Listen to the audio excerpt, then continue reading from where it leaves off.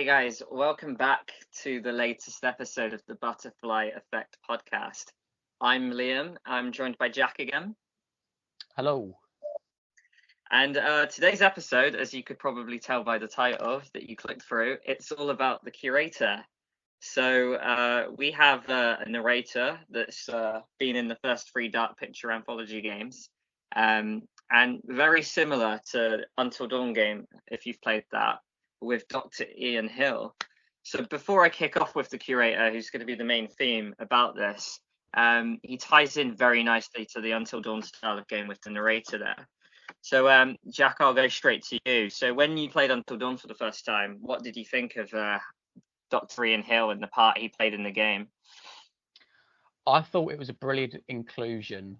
The creativity from the developers to sort of put in this like therapist, psychologist scene, but also give the player choices such as, like the photo of the scarecrow, what are you more scared of, needles and snakes, and the fact that is then sort of then put forward into the game as then jump scares later on, I thought was fantastically creative, and that would have been fantastic alone. But to then take the next step and actually have the player essentially taking the role as Josh, which is interesting because that means you get to play as all of the characters in sort of as the group of kids. But yeah, you then get to see that you're actually playing as Josh, and it ties into the story. So I was a big fan of it, and seeing that there's sort of something similar that they're doing with the Curator. There's sort of these little stoppages where he comes in and sort of talks to the player, goes over their choices. It's a welcome addition for me. How about you? Yeah, definitely. So obviously when you first play Until Dawn, you just think he's this narrator type character over it, don't you? And who's kind of giving you psychology tests, talking to you about the game, and you think it just ties into the butterfly effect element of just making choices, of him helping you and all that. But yeah, like you say, to actually include him in the story, the fact he's Josh's real doctor, honestly, it was such a nice twist. And I like the progression of him as well, how he gets more and more scary. And, I believe, his skin can start decaying more throughout the episode, and the room around him gets more chaotic as the game goes by. It's actually such a nice feature. And then when we go to these new games that Supermassive Games have made, we've got this Curator character. I, for one, I'm a big fan of him. I think his narration style is brilliant. Obviously, we have the actor Pip Torrens, who, honestly, I have to admit, I knew very little about before going in. I gave him a quick Google, and the only thing I recognised him from, to be honest, was an episode of Doctor Who. Why are we still here? Just to suffer? Every night, I can feel my leg, and my arm, even my fingers. The body I've lost. The comrades I've lost. Won't stop hurting. Yeah, the thing is, though, the character is brilliant. Down to everything from his style of how he delivers the punchlines to his fashion. I don't know. How do you feel about the Curator? Are you a big fan of him? Do you think he ties nicely into the game? Does he feel a little out of place for you? I know that sort of it's going off on a bit of a tangent here. I know that sort of in sort of society and culture, fashion, there is this celebration of vintage at the moment, whether it's clothing, art, etc., etc. So he does have a very distinct look, a very sort of old-fashioned look, which I really appreciate. Actually, almost got this sort of maybe Victorian going into sort of wartime. Was that your cat? Yeah. Ruby apparently is a big fan of vintage clothing as well. Yeah. I mean, it's cool. Like Bella was in the last one, so we're just getting animal appearances in the podcast, so it's great. Yeah. But yeah, like I really like his distinct look. Again, the stereotypical British accent. I think that the voice suits what you see for the sort of the character model in general. And in general, just his whole demeanour, the whole air of mystery around him. I mean, look at us now, we're producing a video on it. So there's clearly some appeal there. And hopefully he continues to deliver in the future games. Yeah, definitely. And if you saw our last episode on, the sins, we wanted to see more of him in House of Ashes. So if you look at his appearances throughout the game, if you don't know who the curator is, what he does is he sets the tone for the game. You'll have an intro and then he'll introduce you to it. Partway through the games, you'll meet him again and he can often guide you with clues. He's quite vague and poetic. He'll drop you the odd clue, but riddle maybe. He's quite vague and it's tough to really know who he is. And another big thing about him as well is the mystery around him. We really don't know who he is, what purpose he serves. He's in this really old Gothic-looking library almost, with his desk and chair. And it's just so intriguing and fascinating to come up with all these theories that I've read online to see who he is, why he's doing this, why he's helping you or not helping you, who knows. So I guess it moves on to our next point, really, and the title of the video, really, where we talk about who is the curator. Now, we found a lot of resources online, and the biggest denominator, the biggest thing that people seem to conclude and who they think he is death or a Grim Reaper of sorts. Do you agree with that theory, Jack? It's hard to disagree. I mean, I do have my own. There are sort of contradicting things because there's a lot of evidence that suggests that he is death or some sort of embodiment of the Grim Reaper. But there are things in there. I mean, if he was death, for example, why would he congratulate you on keeping people alive? Why would he offer you hints to try and keep people alive? And in a couple of the games now, he's mentioned how that he's breaking rules in terms of helping the player. So, if he was death, he wouldn't be worried about breaking rules. So I don't know. A part of me thinks that he is, but maybe he is just some sort of angel that operates individually. What about you? Yeah, maybe. I mean, so one of the common theories about death, him being death, people seem to think it stems from the fact that occasionally if you play these games, you'll see him appear throughout the episodes in the background of various moments. Now, people have apparently concluded or strongly believe that he specifically shows up when a character can possibly die. So have you noticed that as well? I have, and that does have some sort of credence to it. But I suppose if we're coming back to my theory that he's some sort of angel, I suppose it sort of really ties into this whole religious narrative, religious iconography. You know how an angel's meant to come and collect you just before you die.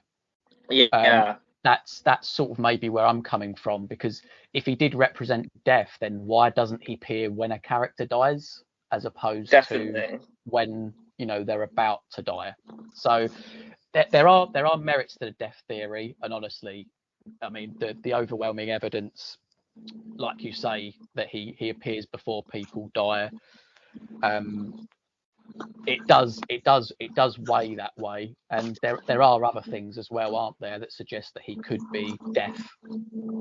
Yeah, definitely. So obviously one of the points that you mentioned before was the crow, which I found very fascinating. So would you like to talk more about that? Yeah, so in House of Ashes, you when you're talking to the curator, you have this moment where the camera's panning and he's sort of on the left, and then this crow flies across the screen, and then suddenly the curator's to the right of the camera. And I think because that, obviously, in sort of maybe not in in the whole world, but in Western society, crows are sort of signified with death.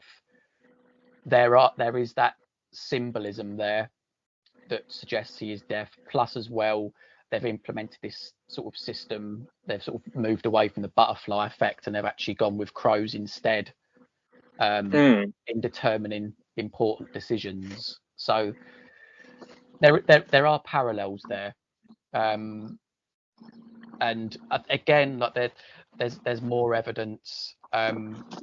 You know, that the beginning when you have the song and he's walking through the corridor. Yeah, what an intro that is, by the way. I'm such a fan of it. Obviously, they used the song "Oh Death," which obviously a famous song about the conversation with death, right? And it came in Until Dawn, and when it came, I was really obsessed with it. I think the original version they made in Until Dawn was done by this Dutch singer, Amy Van Rook, or something like that. And I remember playing it around Christmas time, and it was all I'd listen to. And my brother was doing a Christmas playlist for the queue, and he was putting on Christmassy songs, and he said I could request one, and I put that on, like the least Christmassy song there is. But it just tells you how obsessed I was with the song at the time. And obviously it's come back in these games, same song, but they've given it more of a rock feel to it. And yeah, I think it works really well with the game. But yeah, so obviously, yeah, I interjected there, but carry on with what you were about to mention about his song there. But yeah, I mean, you sort of said it yourself in the title. It's called A Conversation with Death. Now, I mean, what do you do when you're with the curator in these games? You're clearly somebody there that's having some sort of conversation with him. So that could be as literal as it comes in terms of determining who he is. And I think as well, like one last sort of a bit of evidence is I think there's a moment in House of Ashes where there's a bit of thunder and lightning, and for a split second you see like this skull, like you see his skull behind his face, and again that sort of very it denotes imagery of death as well. So I think that could be the clincher really, but we'll have to see moving forward in the game.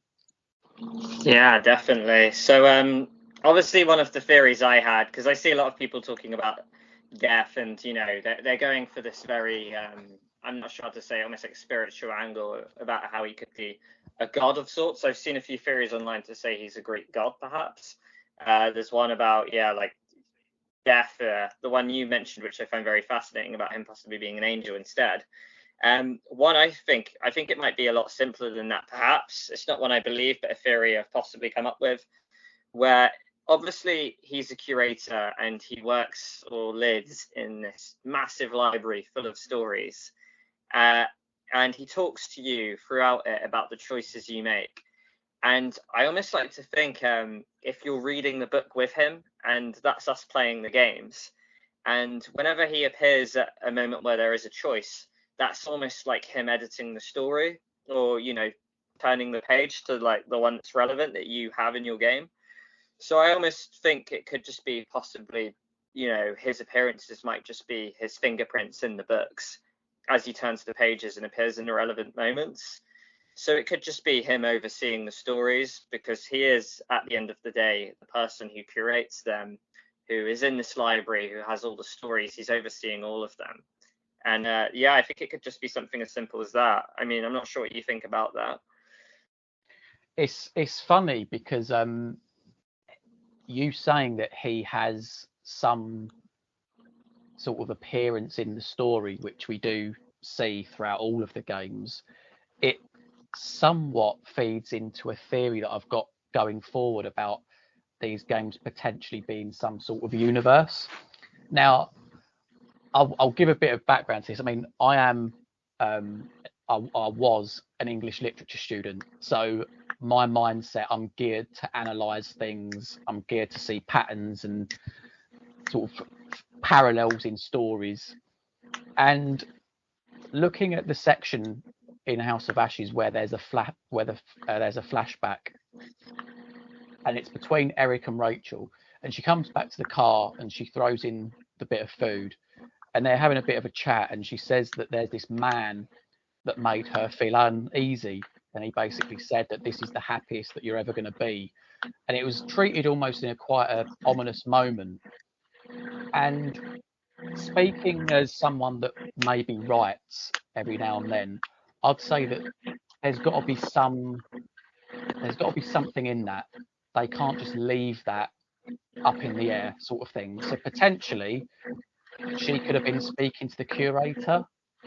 I don't know, but it's something that I'm going to run with for now. Yeah, definitely. I'm not sure about the timelines between the different stories, but my three theories for that scene, and obviously it is worth mentioning because, like you said, it could be the curator, and it could be that the curator is someone who drops in on these people's lives. He knows their fate. Maybe if he is deaf and it's like a sick game to him, maybe he drops the odd clue here and there. But yeah, it could be the curator. Another theory, because it being set in Little Hope, it could be Vince, I believe his name was, the guy at the bar. You know, maybe because he's kind of like an older man who, you know, would probably make a few weird comments such as that. Or maybe it's a nod to one of the future games and it's going to be a character from a future game, we don't know. But yeah, I completely agree. They wouldn't leave that scene in there for the sake of it. And I think you have to look at the curator as a massive possibility there. And if that is the case, then does the curator have the ability to drop into these people's lives? And is he the author, not only just of their stories, but their whole lives, perhaps, where he can determine where they are, what they're going to do, their future? Who knows? There's a lot to it. And we're in such early days of these stories that it's almost too early to tell. So I'm sure we will probably in the future have more evidence and more layers to throw on this. But no, this is very fascinating stuff talking about this. And yeah, it's a good perspective you've got there. Yeah, and I suppose as well, because where it's going to be the season 1 finale with the next game, maybe there could be some sort of bombshell. I don't know. And maybe touching, I mean, to sort of go back to your point just now, it could be that he represents fate. You know, maybe he is there to almost guide people into the fate that was always going to befall them anyway. So there's another contribution. But yeah, definitely. So I'm going to tribute another YouTuber here. So there's this a lot of videos on these games. This one YouTuber does marvelous work, actually. His name's Hidden Object Guru. I'm not sure if you've seen any of his content, but he's done a few great videos on the Curator. One being where he actually gets the game model and he goes around the Curator's library. I don't know how he's done it. I'm not a PC whiz he is. But yeah, he's found a few Easter eggs and hidden objects around. So obviously there's the pictures that are going to be taken by the rest of the games. There's the big statue that you see outside, and I actually think it was in the last game. A lot of people are saying it's actually Zeus. So, you know, it's a few Greek elements. Maybe it's just to say one of our future games will be set in Greece. Who knows? I think as well he determined that he has a picture, or if you look out the window, you can actually guess, and there's a strong likelihood that the curator of all places lives in Rome. So yeah, maybe his whole scenes are set in Rome. We'll have to see. I don't know if that will be answered. But yeah, another thing as well, I'm going to take it back to his outfit, but another point the guy mentioned as well is he's got a picture in his room of a naval ship, and he also has his moral compass he carries with him, and that compass is made of brass. Now, brass doesn't rust, and apparently it's something a lot of Navy people do. A lot of his design is almost centered around the Man of Medan universe. There's a lot of stuff around him which says naval. I don't know what you want to take of that. If you want to take it with a pinch of salt, it could just be the simple fact that they designed his room and a lot of his character with the first game in mind. But yeah, so I don't know if that's something to consider. Maybe he's the former Navy man, or maybe the Man of Medan. The first story he decided to tell has a special place in his heart, or yeah. So yeah, I'm not sure what you think of that. yeah, wow. I mean, that's a whole level of detail that I just was not expecting actually. I mean, yeah, it could be that somehow his appearance was guided by that first game. I don't know. The only thing going against that is that obviously you'd expect his appearance to change in the other games as well. But certainly, if he's got this whole naval background, that could literally be something that we explore later on in one of the future games. Yeah, definitely. Yeah, of course. Yeah, like, we'll have to see what happens. Obviously, the next game's going to be a detective-based one, but there's going to be a part 2. Maybe one set in Rome. Maybe there's another naval one. We're honestly going to have to see. It begs the question as well, and it's a question I asked you in the last episode. I asked you if this was all we had from the Curator, where he narrates the stories and he's simply the person who drops the odd clue, but doesn't play any further part the way Dr. Hill would. I asked you if you'd be underwhelmed if he didn't play a bigger role, and you said yes. So, firstly, is your opinion still the same? Would you feel massively undersold if the Curator had no importance other than a narrator of the story? Yeah, certainly, especially now because they've been drip feeding all these little clues in. You'd sort of be asking yourself, what's the point of doing that if it wasn't going somewhere? And they have been, like, they've slowly but surely been adding tiny little things that make you think, oh, what's going on here? And I suppose they have to do it at a fairly slow pace because there are 8 games, so they don't want people to work out his relevance just yet. But certainly he needs to play an active role moving forward for me. What about you? Yeah, I'd say so. It's one of those difficult ones where I understand if they wouldn't want to repeat the Dr. Hill thing too much. They'd want to show a bit of variety. At the same time, I do want to see more of him, but it depends what they do with him, because I'd almost be happy for him to just simply be a narrator throughout the story, rather than a really underwhelming ending where perhaps they absolutely ruin his story. I can't think of the worst case scenario. Maybe like the last game you play as the Curator and it talks about some backstory, and then there's a really flawed reason of why he owns this library and he controls the stories, or helps you the way he does. There almost is a safety in keeping him vague and mysterious. As much as I'd respect them doing something different with him, I'd want them only to take that risk if the ending was good. I don't know if that makes sense. I'd rather be underwhelmed than disappointed, if that makes sense. Yeah, and you know what we can be like with endings. So yeah, definitely. Yeah. And that's the thing. And also I wonder, there's people like us making these podcasts saying, something better happened with the Curator, and they're probably sat at home thinking, we just wanted him as a narrator, and now we've got to shoehorn a story about the Curator in. Yeah. But yeah. Oh god. Which should be pretty amusing. But yeah, to be honest, I've got very little to add on top of that. I've got no set in stone theories about who the Curator is. Obviously we're early days. I'm keeping an open mind. But yeah, how about you? Anything else to add? Is there anything you're 100% sure of?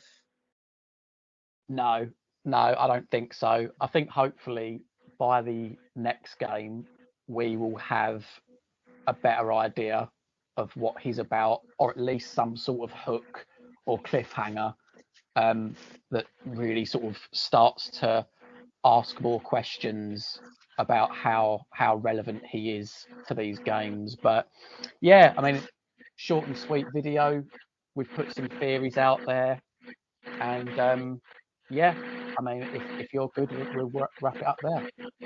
Yeah, sounds good. So obviously, feel free to drop in the comments, guys, who you think the Curator is. If there's any points we've missed, we'll probably do another Curator video in the future. So maybe, we'll read the comments and then we'll build on from them. Let us know, who do you think he is? Will you be disappointed if they don't do anything more of him?